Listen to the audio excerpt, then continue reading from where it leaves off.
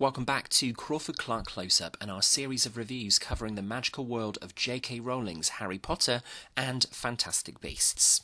As we've just seen the release of Fantastic Beasts sequel The Crimes of Grindelwald, which has been undoubtedly dividing Potter fans more than any Potter film ever did, we thought we'd provide a ranking of our personal favourites. So, where does Goblet of Fire fare against Chamber of Secrets? Where do the two Fantastic Beasts films fit into our ranking? As always, with these kinds of lists, the content is subjective. There are Potter fans out there who will likely vehemently disagree with our opinions, but as always, we try to justify our placings for each film. Of course, the new Fantastic Beasts film is still very fresh for audiences, so in the long term, this may not be the most accurate placing of the film, but for now, this is our top 10 of Harry Potter and Fantastic Beasts. Enjoy, and let us know your thoughts and own personal rankings in the comments below. Coming in bottom place at number 10 is Harry Potter and the Order of the Phoenix. It's a challenging, middling novel where J.K. Rowling has to do a lot of explaining, and there are far too many subplots and characters to mention, so it was surely obvious that Warner Brothers were not going to cover all 700 plus pages of Rowling's largest novel to date. This is the first film in the series for David Yates, still going strong directing the Fantastic Beasts films, but the film is far too dark and angsty for its own good, and just doesn't sit particularly well with this reviewer. Screenwriter Michael Goldenberg does an admirable job of condensing the hefty novel, leaving the majority of the best moments from the novel in the film, but it just feels like a bit of a mopey entry in the series after the excitement and vibrancy of preceding films Goblet of Fire and Prisoner of Azkaban. That being said, Radcliffe has rarely been better as the titular title character, particularly in the engaging possession sequence in the final act. There are just 9 better films in the magical world. Next, at number 9, is sadly another of Rowling's Potter stories. This time it's Harry Potter and the Chamber of Secrets. Coming off the back of extraordinary debut Philosopher's Stone, Secrets has solid effects work and is a mildly engaging story, but ultimately it's one of Rowling's least inspiring novels in the series. She was still arguably trying to find her feet and carefully balance the light and the dark. The film itself is also the longest of any Potter or Fantastic Beasts film to date, based on one of the shortest stories. I never normally like to say this, but perhaps this was too slavish to the source novel. At number 8, we have the brand new Fantastic Beasts Crimes of Grindelwald, a film that's definitely going to require multiple viewings to pick apart its intertwining plot points and revelations that might reflect how you look at certain characters from Potter lore. Crimes of Grindelwald has good intentions, and the action is presented well on screen, but there are plodding sections of exposition throughout, and there's far too much going on in one film. At number 7, it's another film in the Potter series that divided fans on its initial release. On first seeing Harry Potter and the Goblet of Fire, I was spellbound by the visual effects and epic scale of the storytelling. The film has a clear 3-act structure, there's great characters and some thrilling set pieces. And yet, with a little more careful consideration of Rowling's novel, we could have had a perfect 4th film. As it is, it's a solid one. The entrance of Ralph Fiennes' Voldemort steals the show, however, and is one of the series' clear highlights. Just missing out on our top 5 at number 6 is Fantastic Beasts and Where to Find Them. Following completion of Deathly Hallows Part 2 and a string of nearly 5 years working as director on the final 4 Potter films, you'd think the last thing David Yates would contemplate is returning to the magical world.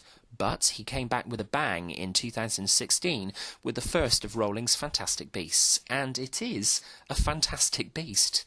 Sorry. Upon initial release, I was impressed with the film, but a little unsure as the tone and the characters seemed so starkly different to what we'd had in Potter. But that difference, in hindsight, makes it all the more charming. Eddie Redmayne's Newt Scamander is a wonderfully self-deprecating protagonist, and the set of characters surrounding Newt, both good and bad, are brought to life with great care on screen.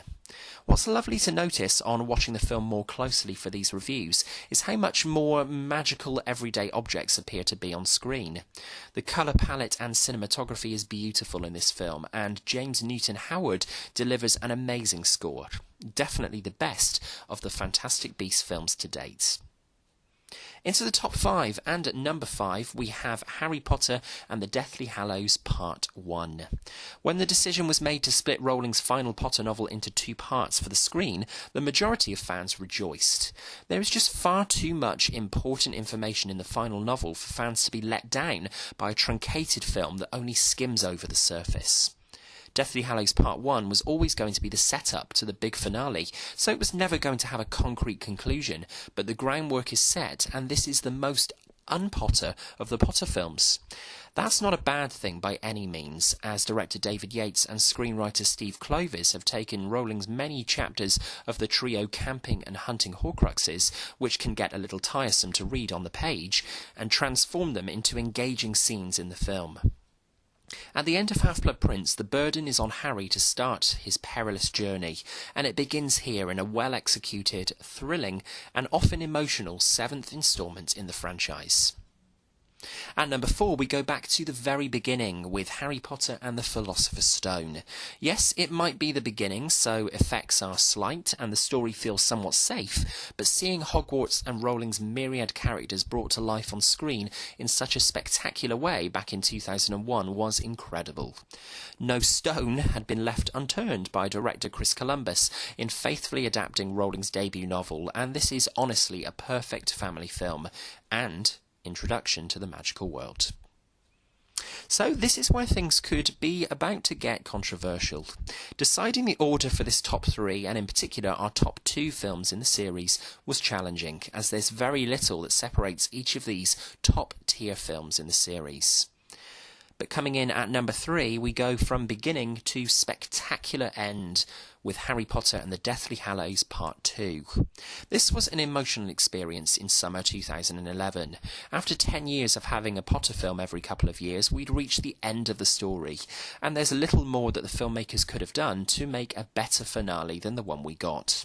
From Alexandre Desplat's haunting score to the often astonishing visual effects, Hallows Part 2 rounded off Harry's story so well, weaving together an emotionally rich tapestry, that it became one of the most successful films in box office history. At number 2, and so narrowly missing out on the number 1 spot, it really was close to call, is Harry Potter and The Prisoner of Azkaban. Yes, the film that most Potter fans have at number 1 in their ranking has to settle for a respectable second place on our list. Following Chris Columbus setting the groundwork for the series with Philosopher's Stone and Chamber of Secrets, Mexican director Alfonso Cuarón shook up the system for Harry's 3rd year, and it paid dividends. The film is spectacular to look at. John Williams' score is one of his very best, and there's a brilliant array of new characters, including Lupin and Sirius Black, who are so integral to Harry that this is one of the most important chapters in the Potter series. It's a great shame, therefore, that Cuarón only decided to do the one film in the series, but it's a unique entry. So in first place in our Harry Potter and Fantastic Beasts ranking, I'm sure the biggest fans will have worked it out by now, it's Harry Potter and the Half-Blood Prince. Yep, I said it would be controversial, but to me this is an amazing film. Is it the perfect adaptation of Rowling's 6th novel?